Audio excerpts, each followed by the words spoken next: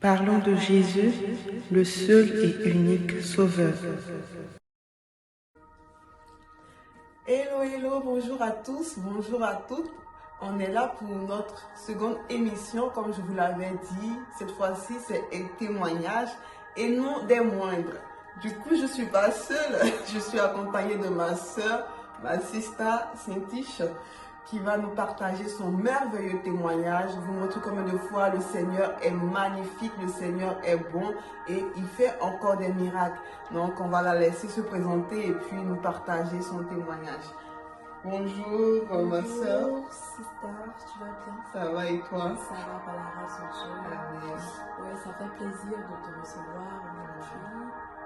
Et oui, comme j'ai entendu ton projet, je me suis vraiment mise, j'ai pris le devant pour venir vers toi pour participer à ton projet. Ça me va droit au cœur. C'est vraiment édifiant de voir nous jeunes aujourd'hui qui ayant le Saint-Esprit, ayant reçu Jésus-Christ, qui croyons en Jésus-Christ, de partager en fait ce message.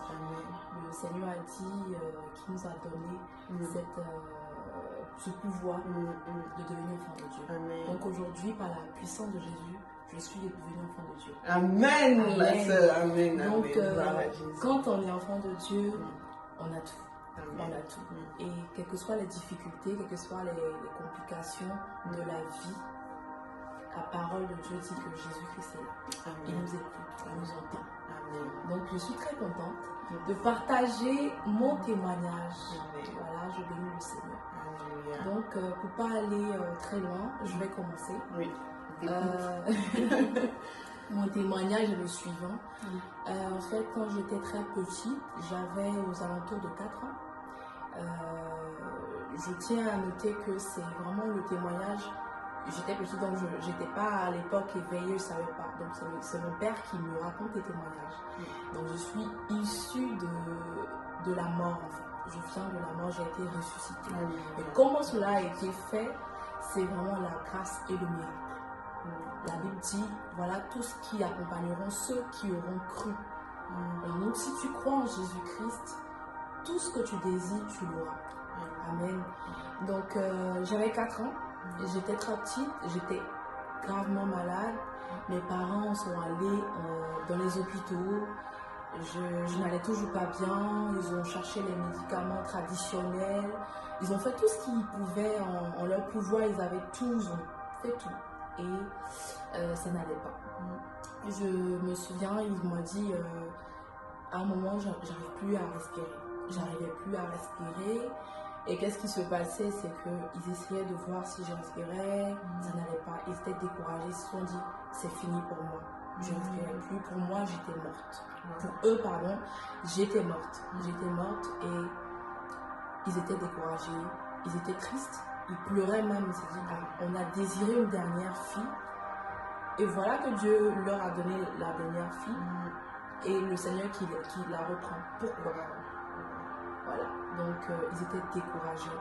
Mais c'est vrai, au bout d'un moment, ils étaient découragés. Ils se sont dit, ils ont fait tout ce qu'ils pouvaient, mais est-ce que ça ne sait pas encore d'aller parler à Dieu, d'implorer la clémence de Dieu, de dire Seigneur, c'est vrai, elle est morte, elle est partie, mais fais-nous grâce, qu'elle revienne à la vie. Ils ont fléchi genoux, mes parents, mon père et ma mère, ils ont fléchi genoux, ils ont prié de tout leur cœur. Toute la nuit, je ne respirais plus, j'étais partie, j'étais morte, considérée comme morte. Parce qu'en fait, j'avais un frère qui s'était produit de la même façon. En fait.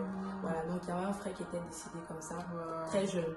Donc il voyait encore la même situation se produire.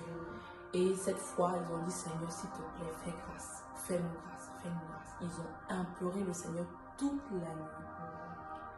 Comme le Seigneur est fidèle, il est juste et bon, il est merveilleux, il est le Dieu de miracles. Aux alentours de 10 heures, ils sont réveillés. Après leur nuit de prière, ils ont fait une veillée de prière sur moi en train de prier. Et à 10 heures, ils se sont réveillés. Ils me voient dans la cour en train de courir, en train de jouer. Donc c'est vraiment un miracle de Dieu.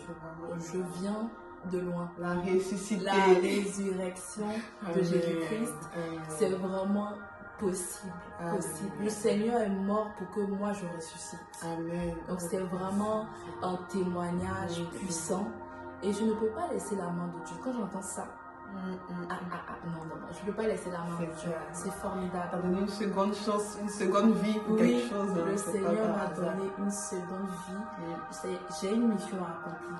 C'est de propulser la parole de Dieu. Ce témoignage-là, c'est pour faire entendre à quelqu'un qui est désespéré, qui a besoin d'entendre, qui est malade, qui est mort même. Il dit que Jésus est venu pour que nous ayons la vie. Jésus est venu pour que le malade soit guéri. Jésus est venu pour que les paralytiques puissent marcher. Jésus est venu pour que l'aveugle puisse voir. Alléluia. Waouh, c'est puissant. Ça. C'est vraiment puissant. Donc, si seulement si tu crois en Dieu, en Jésus-Christ, tu auras tout. Tu auras tout. Le salut, premièrement, et tout ce qu'il y a. Alléluia. Waouh. C'est magnifique ce témoignage. Je ne sais pas si tu as des frissons comme moi, mais en tout cas, moi, ça me touche. Parce qu'en soi, lorsqu'une personne meurt, on se dit c'est fini au fait. Il n'y a plus d'espoir.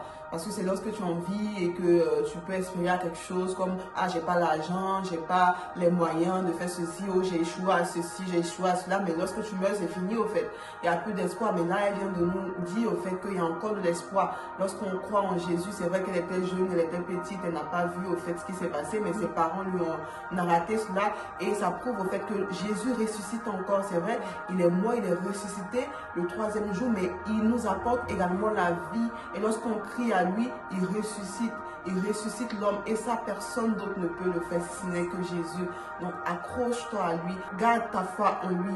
Et même si ce n'est pas la mort physique, mais si quelque chose en toi est mort, c'est-à-dire si on t'a dit, ah, en tant que femme, tu es mariée depuis des années, on te dit tu ne peux pas enfanter et que tes trompes et tout est mort en toi et que c'est impossible pour toi d'avoir un enfant, je t'annonce une bonne nouvelle, tu peux enfanter parce que le Seigneur Jésus est mort à la croix de Golgotha pour que tu puisses avoir la capacité d'enfanter.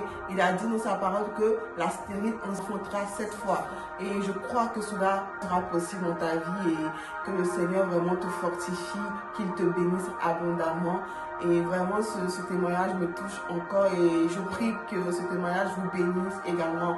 L'idée n'est pas de faire quelque chose de très long, mais que cette petite parole, parce que ce n'est pas une petite parole, mais en tout cas que cette parole que vous avez entendue puisse vous toucher de là où vous êtes et que cela puisse vous emmener à comprendre et à réaliser que Dieu peut encore le faire. Et même si vous n'êtes pas chrétien, que vous tombez sur cette vidéo, sachez que c'est Dieu qui vous parle à travers de nous et qu'il veut vous toucher. Là où c'est mort en vous, il peut ressusciter cela. Et même si c'est une vie, même si vous avez un proche ou même vous, on vous dit qu'il ne vous reste que 2 ou 3 jours à vivre ou quelques mois, quelle que soit la maladie, le cancer, j'en passe, Jésus peut vous guérir.